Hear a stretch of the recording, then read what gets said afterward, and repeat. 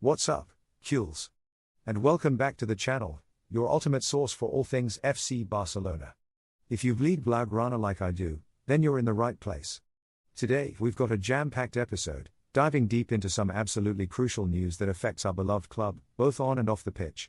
From Champions League showdowns to La Liga title races, and, yes, unfortunately, our ever-present injury woes, we're covering it all. So grab your favorite Barça jersey, settle in, and let's get right into it. Don't forget to smash that like button, subscribe if you haven't already, and hit the notification bell so you never miss an update from the greatest club in the world. Alright, Kules, let's kick things off with some absolutely massive news from our upcoming Champions League opponents, Paris Saint-Germain. Now, I know we never wish injuries on anyone. Officially, that sometimes, in football, the stars align in mysterious ways, don't they? And this weekend, two of PSG's key players, Vitinha and Kvaratskhelia, both picked up knocks against Auxerre, just days before our huge clash on October 1st. This is huge.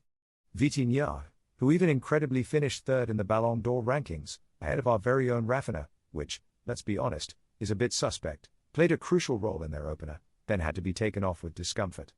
And Kvaratskhelia, the Georgian sensation, also had to be replaced at halftime after feeling something in his thigh. While Luis Enrique, bless his former Barça coach heart, tried to play it down as precautionary for Vitinha, his overall update for both players was far from reassuring. He admitted he can't say anything positive and they have to wait for what the medical staff says. I mean, come on, that sounds pretty ominous for them, doesn't it? Look, we've got our own injury list, no denying that: Joan Garcia, Rafinha, Fermin, Gavi, and now Casado potentially, but the timing for PSG couldn't be worse. They're already missing Desire Du, Ousmane Dembélé, João Neves, and Marquinhos. To now potentially lose two more Ballon d'Or caliber players, even if one of them is Vitinha, shrugs, ahead of a Champions League tie against us? This could be a significant blow to their chances. We need to capitalize on this, Kules. This is a golden opportunity to really assert our dominance in Europe and send a strong message to the footballing world. Let's hope for a speedy recovery for everyone, of course. But maybe not too speedy for October 1st, eh? Winks, let me know what you think in the comments below. Is this the break we needed against PSG? Moving on to our domestic ambitions, Kules, because this weekend presents us with an absolutely massive opportunity in La Liga. We're facing Real Sociedad in what is now a must-win game after the drama of the Madrid derby last night. Our boys have been red hot lately, with that incredible comeback against Real Oviedo showcasing our fighting spirit.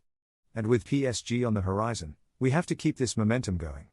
Real Sociedad haven't exactly been firing on all cylinders this season, just one win, 2 draws, and 3 defeats so far.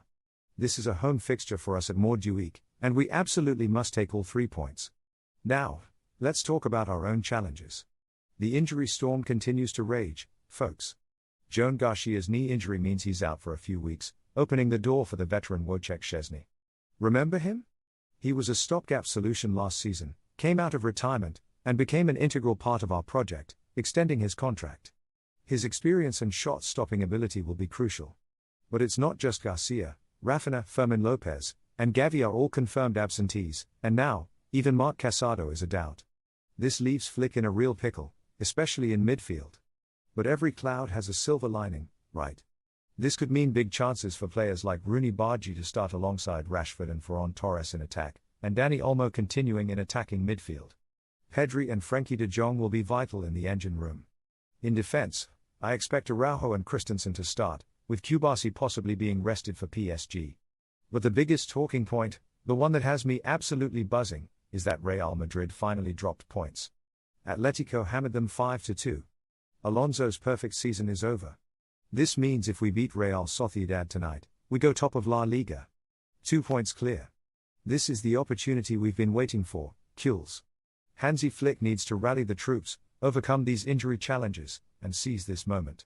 We have to go into the international break as league leaders.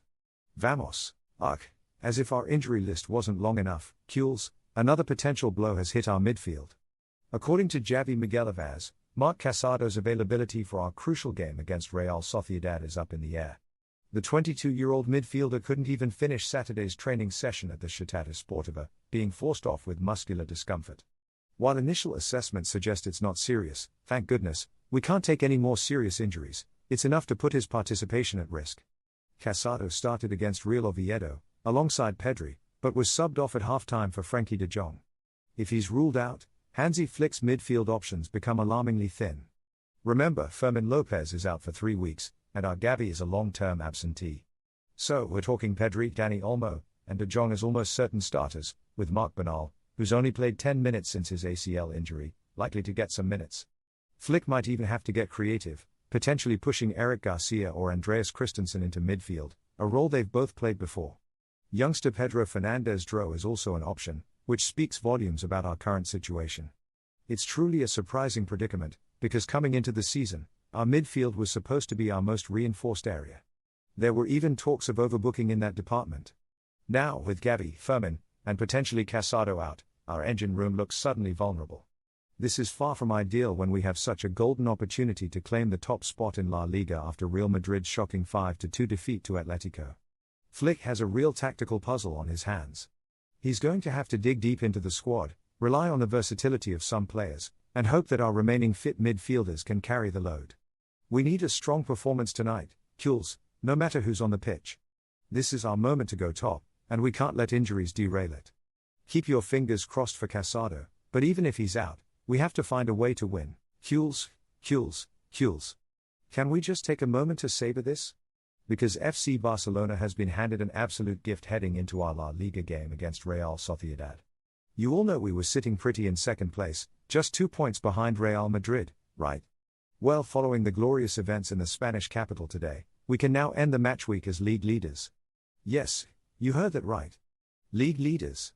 Real Madrid, a team Xabi Alonso supposedly had perfect, got absolutely hammered by Atletico Madrid, 5-2, at the Riyadh Air Metropolitano. Haha. Chef's kiss the Rojiblancos, who haven't had the best start to their season, absolutely turned up for the derby and battered Los Blancos. Goals from Lenormand, Soloth, Julian Alvarez, a brace, and Griezmann sealed a convincing win for Simeon's men, while Mbappe and Arda Güler's goals for Real were mere consolation. Xabi Alonso's precious winning streak is officially over.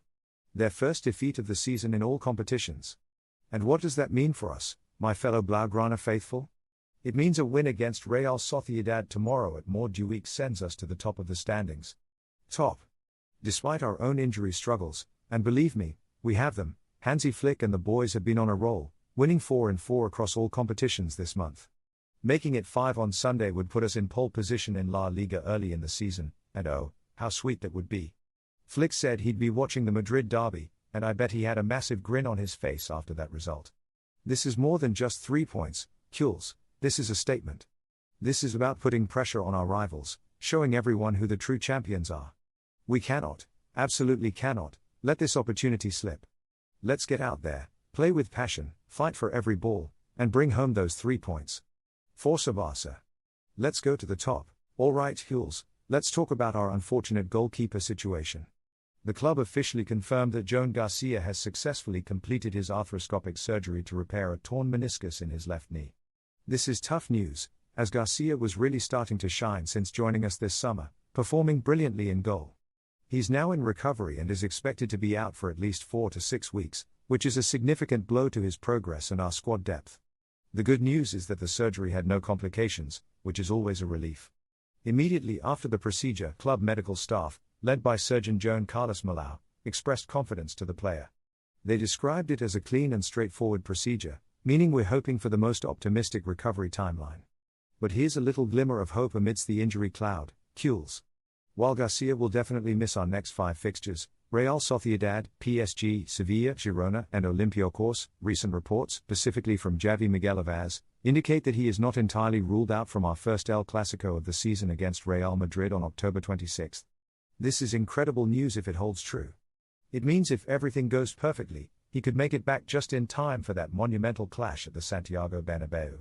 Unlike Gavi's situation, where a simple cleanup turned into a longer recovery, Garcia's case has gone exactly to plan. So, while Wojciech Szczesny will be stepping up as our savior in goal for the next month, the thought of Garcia potentially returning for El Clasico is a huge morale booster.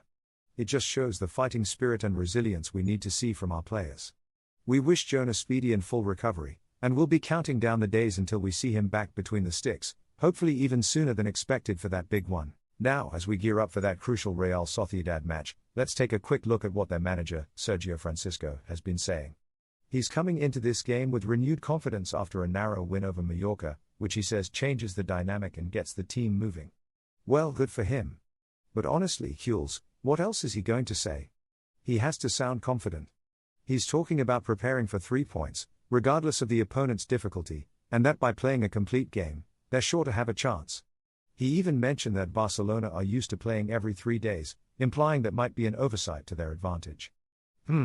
I don't think so, Mr. Francisco. We're FC Barcelona. We thrive on that schedule. But here's the interesting bit, he admits they're going to have chances in the game, especially because they feel our defense has been slightly porous this season. Gasp. Excuse me, sir. While we might concede a goal or two, to call it porous is a bit much, isn't it? He's urging his players to be solid and focused and to concede as few chances as possible, because Barca will create for everyone. He's right about that last part. We will create chances. He's also not thinking about rotations, wanting to field his best players, but unfortunately for him, Aritz Ilustondo is out with discomfort, though Take Fusakubo, that former La Masia prodigy, is back from his ankle injury. So, we'll be seeing him. Look, it's good that Real Sociedad are feeling confident. It means they might actually try to play football against us, which can sometimes work to our advantage. But let's be real, Jules. We are Barcelona. We have a clear objective, go top of La Liga. We need to be solid at the back, clinical up front, and absolutely ruthless in exploiting any porosity they might have. Let his words fuel our fire. We know what we need to do.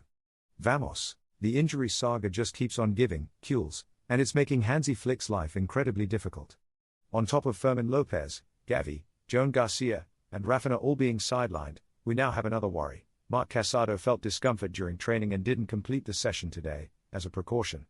This is according to Mundo Deportivo. While the coaching staff are monitoring him and it doesn't appear serious, a sigh of relief. Truly, the uncertainty ahead of the Real Sociedad game is unwelcome. They'll wait until tomorrow to decide on his inclusion in the squad. Casado has been in and out of the team, with Flick preferring Pedri and Frenkie de Jong. He did start against Real Oviedo earlier this week but was replaced at halftime. Given the mounting problems, especially in midfield, the club is taking no risks. If a player reports discomfort, they're immediately pulled for evaluation. And this is completely understandable, given how many players we've lost recently. With Gavi out for the long term and Marc Bernal only recently returning from his own lengthy absence, our midfield options are stretched thin. We need all our midfielders fit and available, especially with crucial matches coming up, including PSG in the Champions League. So, we're all hoping that Casado's issue is minor and that he'll be fit for Real Sociedad. We need every single body available. But on a slightly brighter note, Jules, there's some positive news too. Both Lamine Yamal and Alejandro Balde are expected to receive medical clearance in time for tomorrow's match. Lamine has been dealing with pubic discomfort, and Balde was recovering from a thigh injury. Having those two back, especially Lamine's magic on the wing and Balde's pace down the flank, will be a huge boost. It's a bit of a roller coaster, isn't it? More midfield worries, but some key offensive and defensive talents returning. We just have to keep fighting through this injury crisis, Jules, one game at a time. Every player needs to step up. Every single one. Just a quick recap and official confirmation on our unfortunate goalkeeper situation, Jules. FC Barcelona has officially announced that Joan Garcia successfully underwent arthroscopic surgery this morning to address the torn internal meniscus in his left knee. This aligns with what we discussed earlier, and the club's statement confirms the procedure was performed by Dr. Joan Carlos Malau at Barcelona Hospital. The official Comunicado Médico also reiterates the recovery timeline. Recovery time is confirmed to be between 4 and 6 weeks, depending on the patient's progress.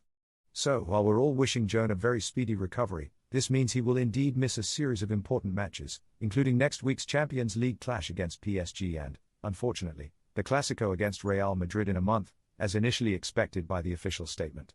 While earlier reports gave us a tiny glimmer of hope for the Clásico, the official club statement is quite clear on the 4 to 6 week timeline, which would place his return closer to early November. This is a tough pill to swallow for the young keeper who was having such a brilliant start to his Barca career, and it leaves a significant void. Wojciech Szczesny will undoubtedly be our man between the sticks for this crucial period. We'll be sending all our positive energy to Joan for a swift and complication-free rehabilitation. Every Cule hopes to see him back on the pitch, strong as ever, protecting our goal as soon as medically possible. Get well soon, Joan. We miss you already. All right, Jules, let's wrap things up with a look back at a somewhat surprising departure from this summer, as Inigo Martinez, our former central defender, recently sat down with Marca to discuss his time at Barcelona and his move to Al Nassr. Now, I know Inigo's departure stung a bit, especially since he was a permanent fixture in Flick's defense last season when we won the domestic treble. But listening to his reasons, you can understand it. He talked about the lucrative contract proposal from Saudi Arabia, and how age is a factor, admitting the pace never stops at the highest level, demanding 100% all the time. He said it was time to step aside and make room for others. It's a respectful perspective from a player who gave his all for the club. What's even more fascinating is how he opened up about his previous injury struggles before joining Barça. He called every morning hell due to a fascia injury, even considering quitting. But he credits us, Barcelona, for giving him the best doctors and treatments that saved him.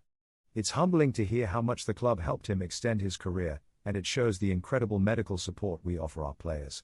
He found his opportunity when Araujo and Christensen were injured, and he pushed himself to the limit, enjoying playing under Flick, even with the demanding high defensive line.